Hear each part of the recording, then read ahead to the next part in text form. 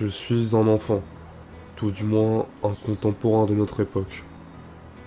Je suis nourri à l'entrepreneuriat américain, à la success story YouTube, à la productivité d'Elon Musk.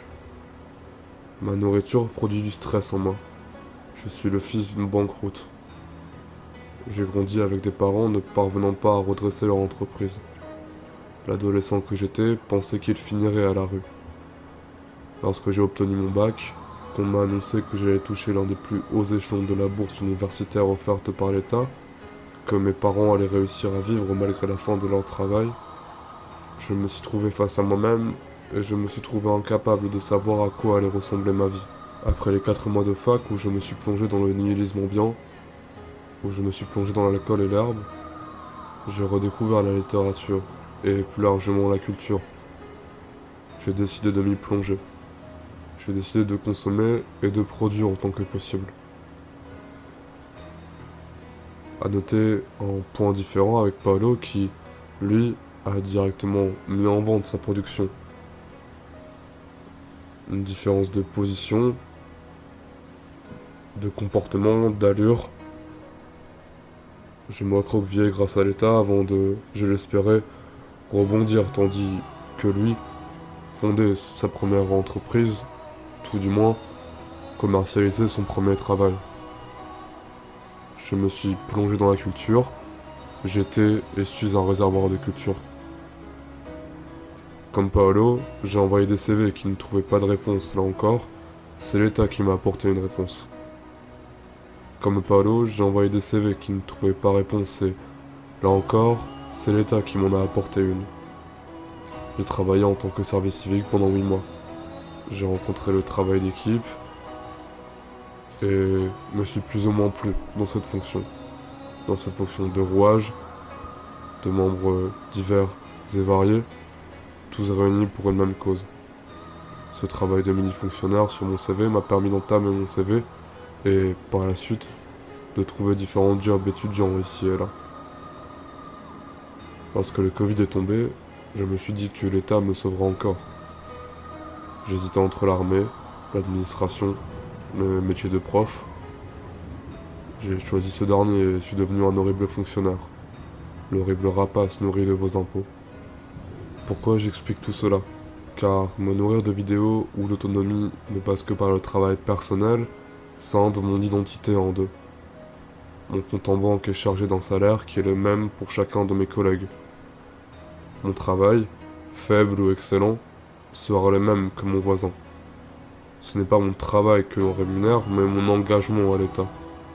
On me paie pour être fonctionnaire, pour être un avatar de la République. Ce n'est pas le soi-disant puits de culture que je suis que l'on rémunère. Mon temps libre est chargé d'autonomie, de voyages solitaires, de travail d'écriture et d'apprentissage de langue. Je pense travailler en avatar de la hustler culture, tout en étant sa plus fière némésis. Longtemps, j'ai affirmé que le travail était inutile. Plus précisément, j'ai affirmé que donner son temps était inutile, encombrant, nocif. Je donne mon temps à chaque activité et à chaque salariat avec appréhension, avec méfiance. Pour me rendre à mon lieu de travail, je dois prendre le train et, lors de chacun de ces trajets, je m'efforce de produire et de consommer, de décharger ce que j'ai appris dans la journée, de compléter ce que j'ai vu avec les pages d'un livre ou les nuances d'une nouvelle langue. Je ne sais pas quoi penser de ma condition. Comme Paolo, je pense ne pas être prêt pour la liberté. Celle-ci entre mes mains, je sais que je la gâcherai, que je l'utiliserai à des fins vite dépassées. La liberté de temps, je ne ferai que l'user.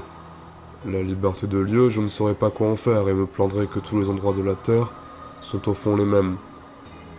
La liberté de l'esprit est peut-être la seule que je devrais viser. La liberté de l'esprit qui semble si dure à acquérir. Il me semble que notre effort à tous est celui d'être réellement nous. Lorsque la société de consommation souhaite nous retrouver dans des catégories limitées et multiples, il nous appartient peut-être de les oublier et de nous concentrer sur le geste qui compte. Le geste du créateur, le geste de l'artisan. Nous sommes ralentis par un flux d'informations incandescent. Ce flux n'est pas le nôtre. Nous ne trouvons un temps qui nous convient. un temps d'une vitesse si convenable qu'il ne semble pas exister, un temps libéré par son absence de pesanteur. Ce temps ne peut être obtenu que par l'accord du geste et de l'esprit, et cela quel que soit l'environnement et les conditions. En réalité, j'essaie chaque jour de m'engager un peu plus dans la création. Cette vidéo qui, pour celui qui m'écoute, n'est peut-être rien, est un pas décidé que je décide de prendre.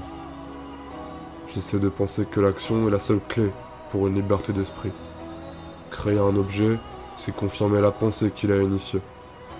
Pour chaque forme modelée, mon esprit est un peu moins flou. Salarié ou fonctionnaire, je m'efforce de m'oublier un peu moins dans les songes d'autrui.